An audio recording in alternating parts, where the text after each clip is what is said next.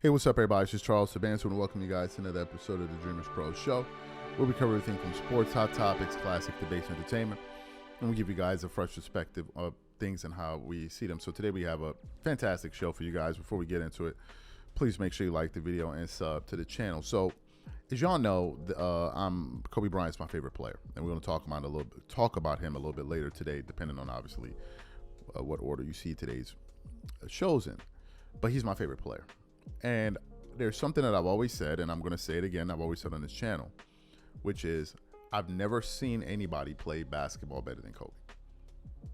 The operative word there is seen.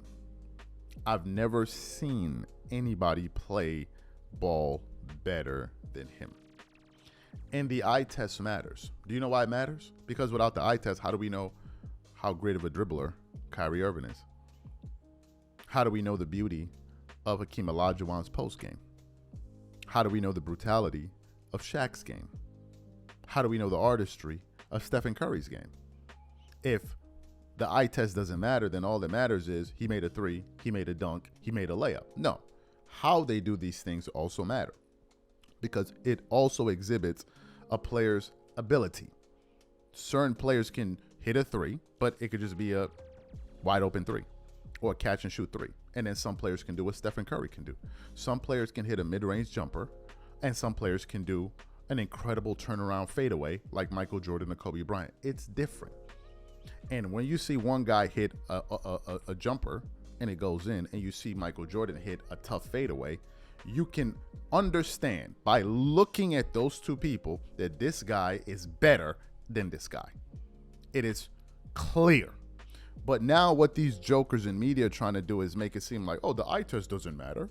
It doesn't matter. All that matters is what the box score says. No, BS. It does matter. That's how we evaluate who's good. Otherwise, why would it be a spectator sport? Are you even joking with me? Of course it matters, right? So that has everything to do with a player's skill. And I've always said that Kobe Bryant has an incredibly beautiful game. I was watching a video recently of Kyrie Irving reacting to Michael Jordan's game in the NBA Finals, the flu game. And with the first two moves that Jordan made, or the first two buckets he scored, you're like, this is just, it was beautiful. It was beautiful basketball, just looking at him. I mean, it was just like artistry. You're like, wow, look at that shot that Jordan hit, right? The beauty of it. Well, apparently, Dennis Rodman, former teammate of Michael Jordan, also believes that one of the reasons why Jordan should be held in higher regard over LeBron is because Jordan's game just looks better. It just looks better, and LeBron has a horrible looking game. So I came across this article here from fadeawayworld.net with the following headline stating, Dennis Rodman explains why he picks sexy Michael Jordan. LeBron is like a goddamn effing dump truck. Let's continue on with the report. Dennis Rodman has always been one of the NBA's most unpredictable voices, and he proved it again during a recent stream with popular creator Neon. Asked once more about the never-ending GOAT debate, Rodman doubled down on his belief that Michael Jordan is the greatest of all time, and he did it with one of the most bizarre analogies yet. This is a LeBron guy that wrote this article. Michael Jordan was too sexy, man. When he had the ball or something like that, I mean, LeBron is like a goddamn effing dump truck. What the F, man? Michael Jordan sits there dancing like a barista coffee. What? And sit there and look at you, and you just keep doing and making it look so easy. Rodman's comparison quickly went viral. On one level, it makes sense. Jordan's game was smooth, graceful, and artistic. He glided through defenders, pulled off moves that looked effortless, and scored with an elegance that earned him the nickname Air Jordan. LeBron, by contrast, has always been more about raw force. At 6'9" and 260 pounds, he's a physical anomaly, a freight train in transition who bulldozes his way to the rim and finishes through contact. But calling LeBron a dump truck undersells his brilliance. The same truck has... This is a LeBron fan.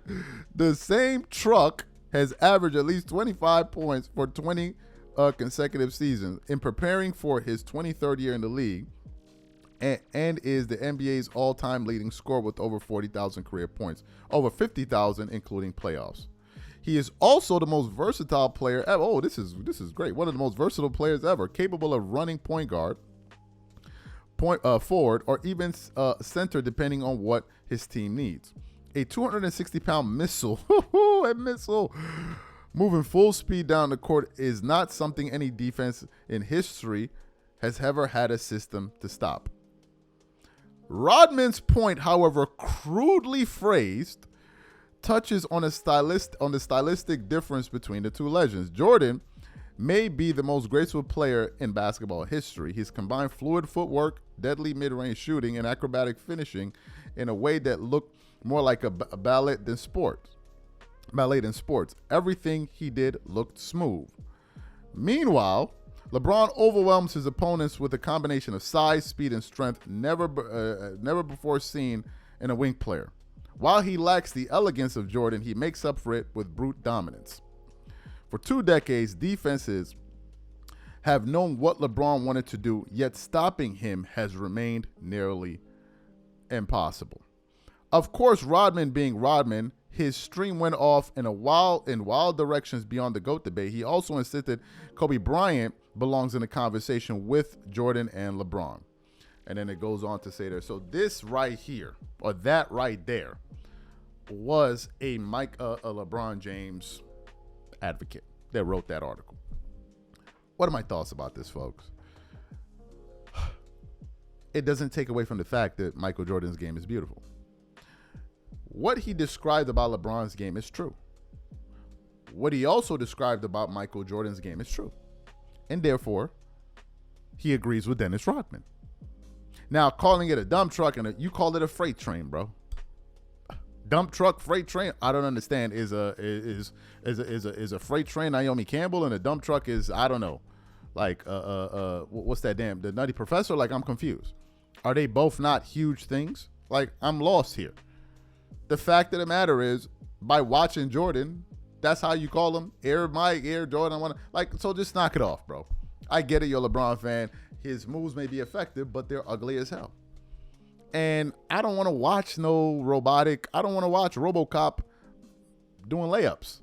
I don't want to watch. It's just disgusting to me. Now, some people love it. Some people are like, it's effective. Of course it's effective. But it's ugly as hell to watch. I mean, it gets the job done, but I don't want to see it. Right?